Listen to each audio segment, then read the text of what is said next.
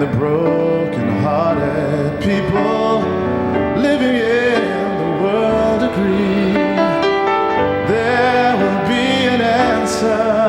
Let it be. Though they may be parted, there is still a chance that they will see. There will be an answer. Oh, let it be. Let it be. Let it be. Let it be. Yeah, let it be. There will be an answer. Let it be. Oh, let it be. Let it be. Let it be. Yeah, let it be. Oh, there will be an answer. Let it be. Let it be. Let it be. Oh, let it be. Whisper words of wisdom. Let it be. Oh, let it be. Let it be. Yeah, let it be. Whisper words of wisdom. Let it be.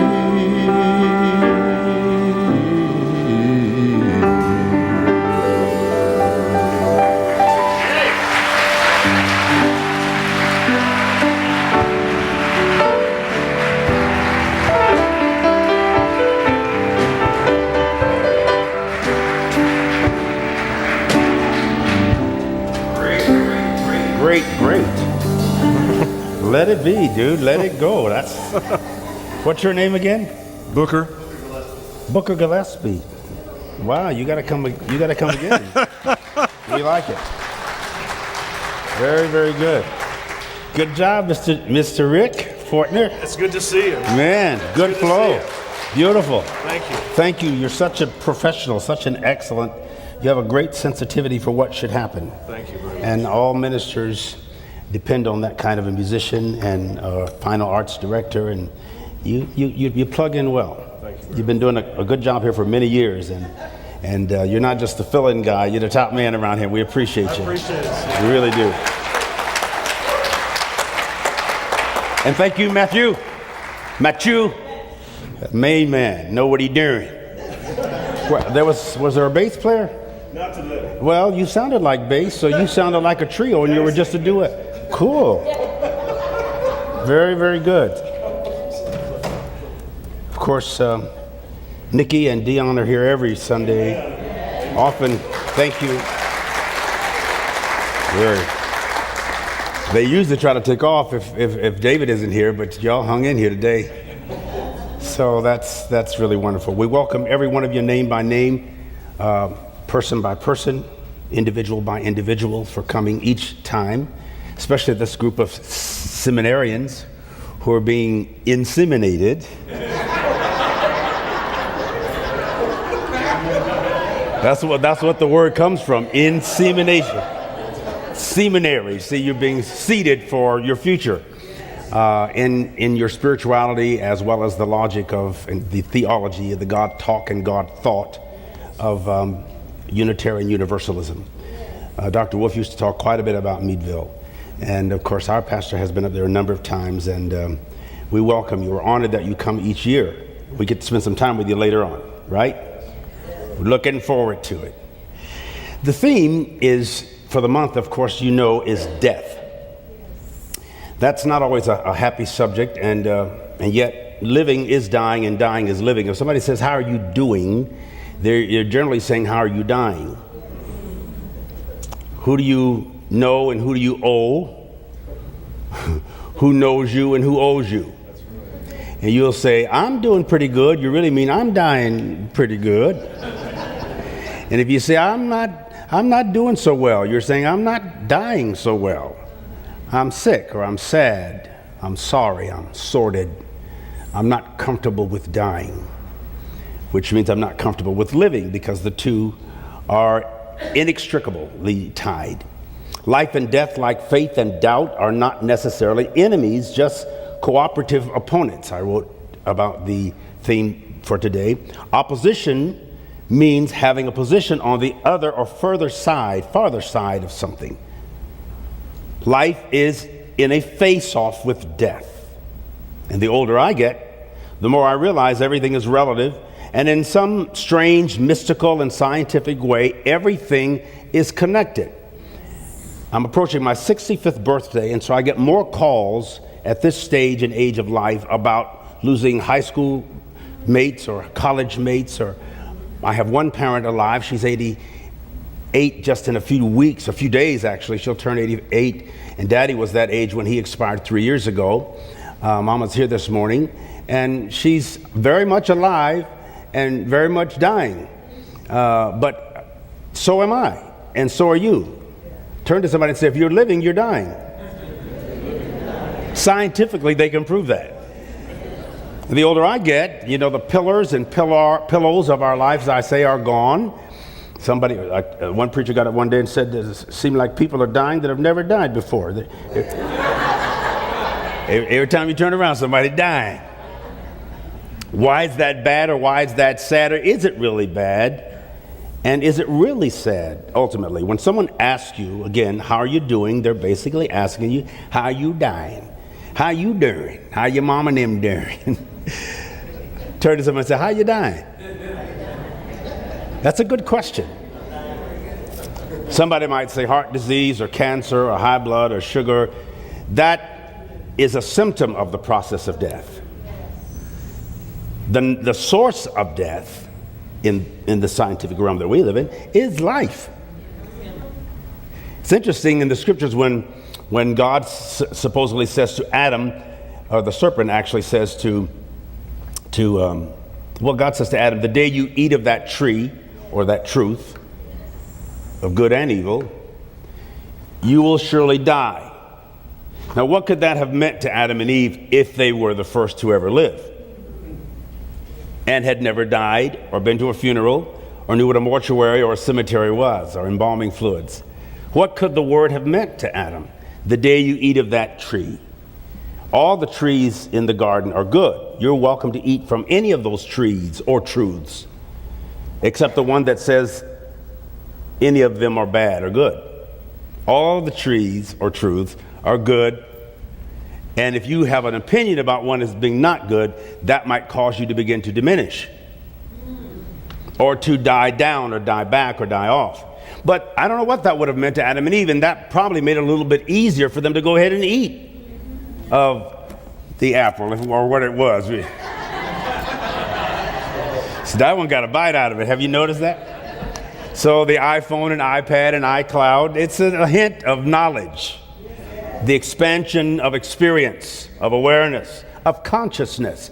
The word naked and the word subtle or crafty are the same, come from the same root in Hebrew. That the serpent was more crafty, the King James Version, or subtle, than the other animals, is the same word for naked. Arum and aron in Hebrew, meaning slick, slippery, sly, smart, cunning, like a serpent. Your nakedness is your consciousness, your vulnerability to all that is. You're both aware of what is and slightly aware of what isn't. And that's life, and that's death. The day you eat of that tree, and there was a tree called a tree of life in the garden, as the narrative declares, but they never got to eat from that tree because they got to the tree of the knowledge of good and evil first. And supposedly, as the story is told, they were kicked out of the garden before they could eat of the tree of life. Isn't that interesting? And we're all on this journey. If you say, I'm doing pretty good, most of us say that. How you doing? I'm doing pretty good. How you doing? I'm doing fine.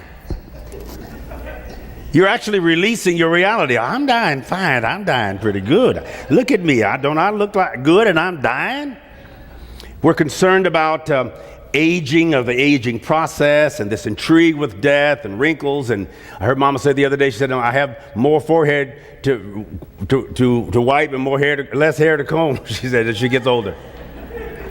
You see little wrinkles and crinkles, and you see your body, you feel things at this age that I didn't feel at 40. You know, what the joints and your hearing and your seeing and your drive. I used to make fun of old folks. I don't get out at night. I don't drive at night. And I'm there. I was trying to drive home from the airport last night, and it was raining. I thought, is this the way old folks feel? So I'm doing all right.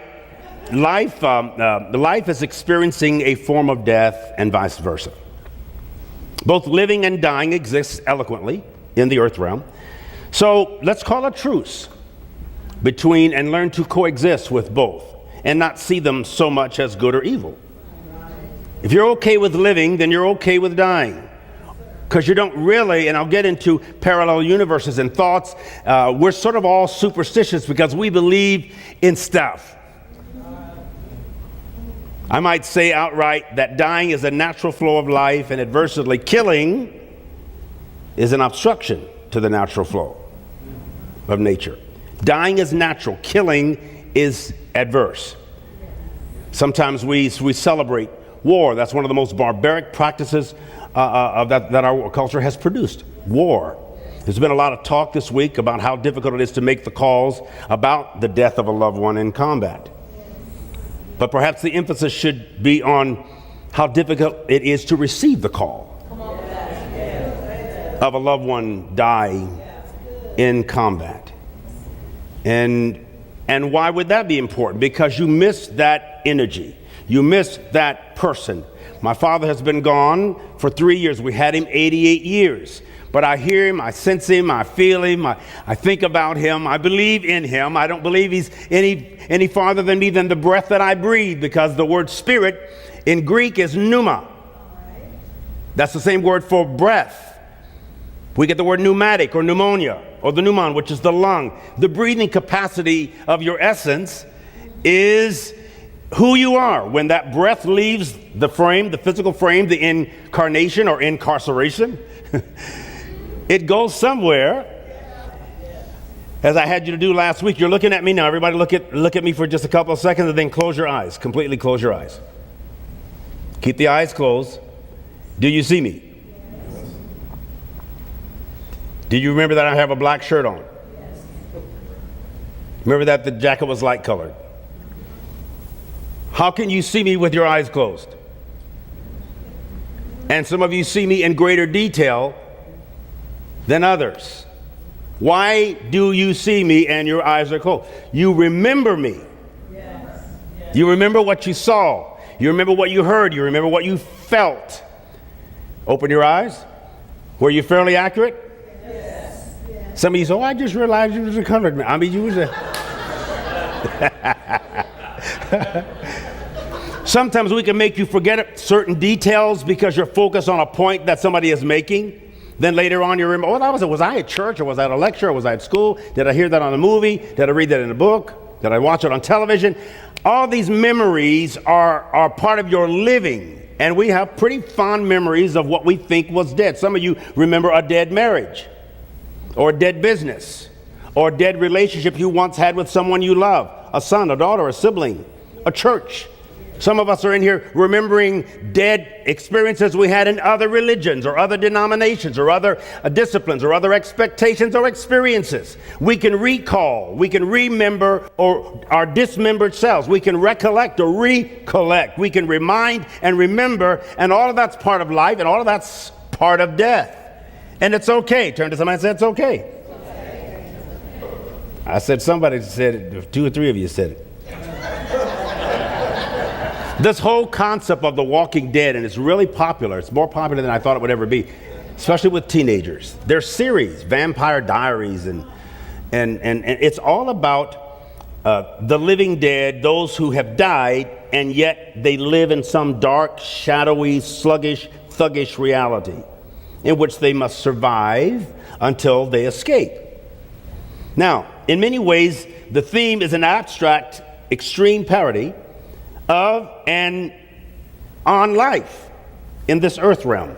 Many people actually feel that they are the walking dead, that they're between sessions or seasons of consciousness. And they're very unhappy with the things that are dying in them or the things that are dying about them. And they're trying to escape to some other reality. You dream and imagine another state of being, another state of consciousness. You wrestle with what is and what isn't what you hope to be, what you hope to come. What's your next stage? What's your next stand? What's your next experience? And I've been doing that all my life. I think I may do it more now in my 60s than I did in my 40s, even though because I have actually more life behind me probably than that which is in front of me, unless something happens after this life, which I presume, hope it is. And some of us sense that it might. And if that's true, what do we have to look forward to? What do we do with it? Are we the walking dead? Are we trying to escape something? And if you are, what are you trying to escape except the discomfort or the pain? As you've heard me say many times, that life is basically a sexually transmitted disease or disease. So you're trying to escape the pain. You develop coping mechanisms and behavioral modification, all as an attempt to manage the pain or the pathology, the pathos of being in your skin. Why are we afraid of death? Whether that's death of a relationship, death of health, death of sight, cessation of something important or impacting to us. Why is that threat there? I'm trying to rearrange how I look at things. I love, as you've heard me say many times, I love Wayne Dyer's statement, when you change the way you look at things, the things you look at change. I'm getting a different vision, and I'm revising, if you will, my understanding or my perceptions of the way I appreciate whatever I experience. So I don't allow negativity to dominate my mind or my life and cause negative responses in my body. I believe that everything ultimately works together for some ultimate arrangement, some ultimate realization that works good for us. It's ultimately good, I like to say, because it's ultimately God, whatever that is. I'm naming it what I want it to be. I'm looking at it differently. Many of us spend too much time in sadness, in sorrow, in fear, with those deadly negative emotions that something might happen. Psychologists say 80% of the things that we worry about never really happen. A positive person goes, great. A negative person goes, well, what am I going to do with the 20% that does? There are both. So there is a divine and or cosmic flow to the time or perhaps timeless continuum of consciousness. This consciousness seems to transcend what some believe to be other places, spaces, dimensions, parallel dimensions, regions, reaches, rhythms, realities on the other side of death or beyond its boundaries. By parallel, I mean esoteric lines or linear planes, surfaces, objects side by side that have the same distance between them. What is it other than this? What is the ethereal? I told you the word again when the scripture says, quotes Jesus as saying, you must be born again, dude. You wouldn't be recognizing who I am. Nicodemus comes in by night and says, we know your teacher sent from God, because nobody could do these intervening miracles, these inversions of life, except God be with them. And Jesus says, you must be born again. You must have had some kind of awakening. Nicodemus goes, what you talking about? What you talking about, man? I don't get it. He says, you've had an awakening. You've been born again. The Greek word is anothen. English word another. Ether. You've had an utterly ethereal, transcendent moment when you recalled who you are and reclaimed your essence. And you stopped dying for a minute and began to live anew and afresh, because you rethought what it meant to be, to exist. We're human beings, not just human doings. We deal with the human part, okay? It's the being that is the puzzle. What am I doing here? What you doing here? What's a nice person like you doing in that cave? Most of the shaman and the enlightened people in history have said we are all here because we know something, but have forgotten it. We came here knowing, and then went through that spiritual amnesia between the womb and the tomb. And in our amnesia, we panic about what happens or doesn't happen. It freaks us out. But every once in a while, I'd like to remind you that I'm having, and you probably are too, every once in a while, a spiritual deja vu. It's like, wow, this is so right. I did this before. I remember this, or somehow I've got the syllabus in my soul that told me of the life course and the life class. And when I deal with my inner being, I get real comfortable because I know what the plan is. I am the plan. And part of the plan is the transition to the next reality. When Jesus says, in my Father's house there are many mansions, he was actually saying there are many dimensions. The Greek word suggests rooms or places and spaces and phases or apartments or different floors, all the same house, but just different places. We are not only multi-dimensional, we are interdimensional. We can go from one floor to another through a dream or a conversation or having a good bowl of colored greens with cornbread. Or you'll go somewhere and you actually hear a loved one so profoundly in memory because you're nurturing the thought of who they are or were to you, whether that's a pleasant or unpleasant experience. You go there and then you come back. You go places, sometimes in meditation, in prayer, sometimes listening to music. I keep smooth jazz going in my house all the time. You would have thought I'd have all gospel music. I'm the gospel, that's the jazz. And mine is smooth jazz. It sends me places. I can open up this morning I opened up the door and let the cool air come in with the screen, and it was blowing in off the water. I looked at the beautiful trees in the backyard and they're starting to change. The leaves are dying, but they're beautiful. Death is beautiful in its time, in its season. There's a season for it, and when it comes, it's glorious. We're all going to be fascinated at all of how all these trees in this fall season, they're falling off the limbs. But it's beautiful. Gathering it up and raking it isn't, but the leaves falling off the trees are beautiful. It has its place. I look forward to it every season, every fall or autumn, I look forward to it. Now the nights will become longer, so there's a consciousness of darkness.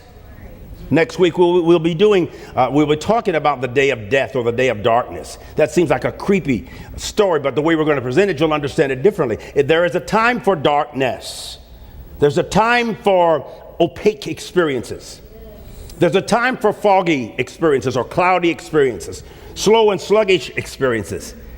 Accept them when they come, embrace them as they are, and they become your friend and not your enemy. Yes. It'll be snowing here. They are telling us it's going to be a lighter, a little bit maybe a warmer winter than normal. I'm glad because last year I had to park at the bottom of the hill to get up.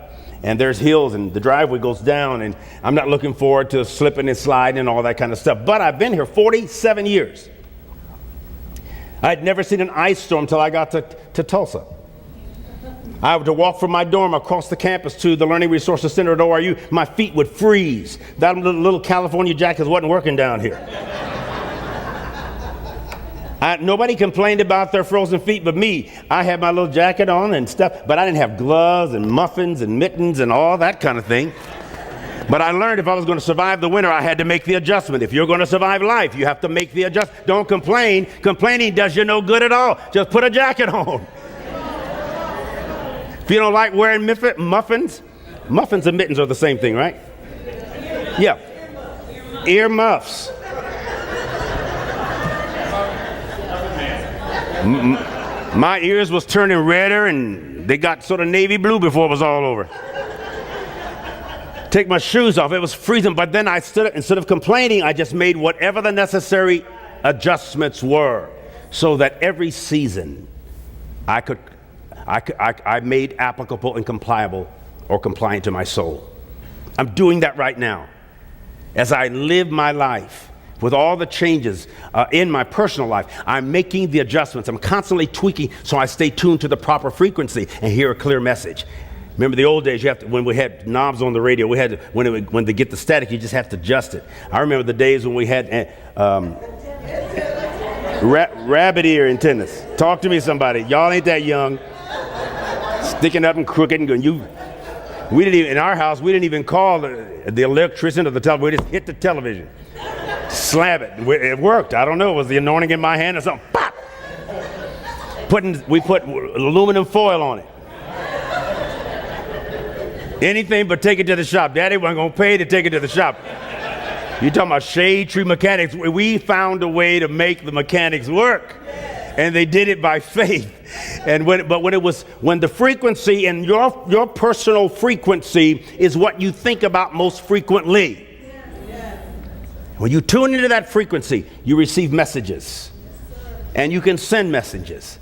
And people feel the signal that you are, or the sign that you are, and the attitude that you embrace when you live and move and have your being. By parallel, again, esoteric lines and linear spaces, they're the same distance continually between them.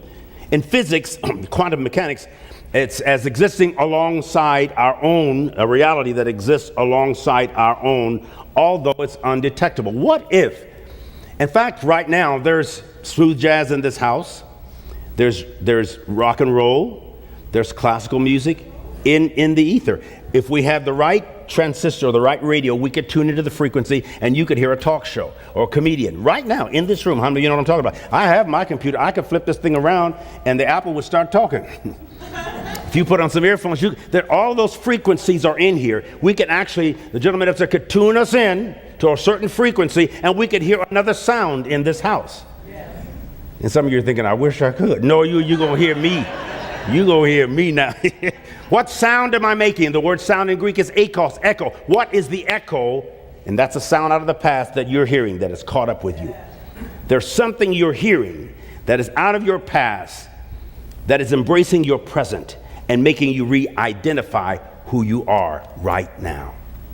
What does this mean to you? Where do we go with this energy? We make that decision. I can't make it for you. You can't make it for me. I'm deciding now and planning for my tomorrow. Both prophetically and pathetically. We do it all. Most of you planned and prophesied that you'd be here today. You prophesied you're going to wear that jacket and that dress. You planned what you're going to do when I get through in a minute. You're already thinking about what you're going to do, what you're going to eat, where you're going to go, what you're going to do tonight, what you're going to do tomorrow. And most of you are fairly accurate in your plans and prophecies and forecasts and predictions for tomorrow. You're fairly accurate for what you planned and predicted for today. You are a living, walking prophet. You don't even know it. You would be afraid to use that term because what if it don't come true? Well, we have all these questions and all these doubts. So both living and dying exists eloquently in the earth realm. So we're calling a truce on what that means and where we go with the next part of my life. Turn to somebody right quick just to get them involved and say, where are you going? Say, how you doing? How you dying? Now, how would you answer that if I asked you for specifics? If I said, how are you dying? It would be, how are you living? Why are you dying? Why are you living? I think I know something that I've forgotten, but I feel it's there. It's in my head. It's right at the tip of my tongue. You ever been there? It's right at the tip of my tongue. I remember it. And then I go through these experiences where I actually do. The recall comes, the reclaim, and the recovery comes, and it's like I died and lived again. Paul said, I die daily. I still do. I go through those experiences, and I have these moments of these gaps, these breaches, and it's nothing there, and then it connects. I'm okay. You're okay. We're all okay. I'm no longer afraid of death. I couldn't say that before. Even things that die that are not physical, I'm not intimidated by it anymore. Yes. I'm readjusting how I look at life and how I look at death. I'm looking forward to this divine cosmic flow where there are other dimensions and other ways of thinking. I call it being spiritual. I call it being esoteric. I call it being otherly. I'm embracing transcendent moments and transcendent minutes in my life. Everybody wrap your arms around yourself and feel your humanness. They say that 80% of the dust in any home is human skin. That's how fast and frequently we are changing or transitioning, as Louis made reference to. We're dying. Every 28 or 29 days, you have a new cells in your body and on your skin. You're constantly changing. Remember, we're not just created, we're creative, and we are literally creating. You're creating saliva and urine and bodily fluids, new cells. There's a whole convention going on in your body. Your powerful scientific being. You're shifting in your brain cells. Look at me when I tell you you're amazing. You're powerful, irreplaceable energy. You're magnificent. You're prophetic. Plan well. Think about it. Visualize it. Image it. Imagine where you want to go and what you want to do. And be specific when you can. At least be focused in the right direction. If you don't go within, you'll end up going without. Meditate on that. Marinate on that. Ruminate and cogitate on that. Settle into it and let it settle into you. And let me make a promise to you. You're okay. You're doing really well. You're dying okay. You're doing good. Say, I'm doing pretty good, preacher. We're doing pretty good, preacher. Turn to someone and say, I'm dying pretty good today. And I'm going to keep doing and dying well. And then if I get to this other place or space, I'll be home there too. Yes. Imagine your mother or your father or your sister or your brother. And don't see them as a ghost. The scripture refers to the Holy Ghost, which suggests unholy ghosts. Or they wouldn't say Holy Ghost. Most people believe in Holy Ghosts or unholy ghosts, Holy Spirits or unholy spirits. Things that go bump in the night. This is what the whole All Hallows Eve, Saints Day, Dead Saints, All Saints Day, Halo, Holy, Hallowed Ground. There is a reverence to and reverence for and reference to death constantly in our mouths and in our consciousness. You were just reverting or changing how that word triggers a chemical response in us. Shift the energy around above you like this. Come on, just shift it around. That's good. Every once in a while, shake your hand, do something, stretch. In fact, stand on your feet all over the house. We're just about finished. Play softly, Brother Rick. Just feel that the life force in you and the life source in you. Stretch. Come on, really, just go ahead. It's okay. You can bend over. Take a deep breath. Breathe in and breathe out. The pneumatic, the pneumon, the breath.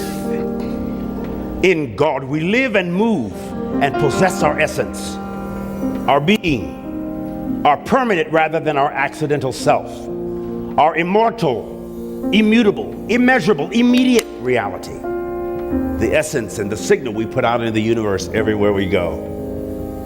When I tell you you're powerful, you are whether you know it or not. I just want you to be so deliberately, not accidentally.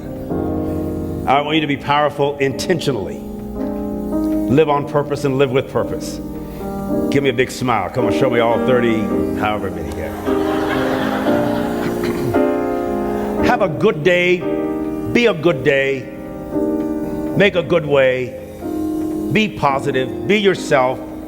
Explore and adore. Relax and relinquish. Shake it off. Wave yesterday goodbye. This year's almost gone. Goodbye this year. I'm so ready for 18. Oh my God, I'm ready for 18. But I was ready for 17. I was ready for 16. I'm gonna be ready for 19. Because I'm gonna keep on going until I get where I'm going. And I don't know where that is yet, but I'm gonna be happy to be there. I love you. God bless you. God be you in your essence. Thank you. We're ready to go. Sing something happy, Brother Rick. How could anyone ever tell you you were anything less than beautiful? How could anyone ever tell you you were less than? How could anyone fail to notice? Hey, we're so happy you're visiting with us online today. We love connecting with people all across the country and around the world, sharing our powerful message of love beyond belief. There's something new happening here. You can now join All Souls as a virtual member. Our virtual membership is designed for friends who live outside of Tulsa, Oklahoma, and who want to engage with All Souls in a meaningful way. You can be part of an expanding family, a global family really, wherever you are. If you live in Oklahoma, Ohio, or Orange County, California, Canada, or Cameroon. By becoming a virtual member, you'll be able to deepen your connections with members and friends here in Tulsa and with members wherever you are. Each week, you'll receive special All Souls content tailored for you, our virtual members.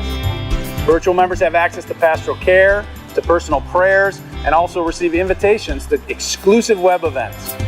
You can learn more, and if you're ready, you can become a virtual member today by visiting allsoulschurch.org/virtual membership. We're grateful our ministries are having a positive impact on your life, and we want to share the good news of love beyond belief with more and more people. So no matter what, we need your support to keep this ministry growing and thriving, so please consider making a gift today. You can do so by texting LOVEBB for Love Beyond Belief to 73256 or simply visit our website. You are a blessing in our lives. May you be blessed and be a blessing.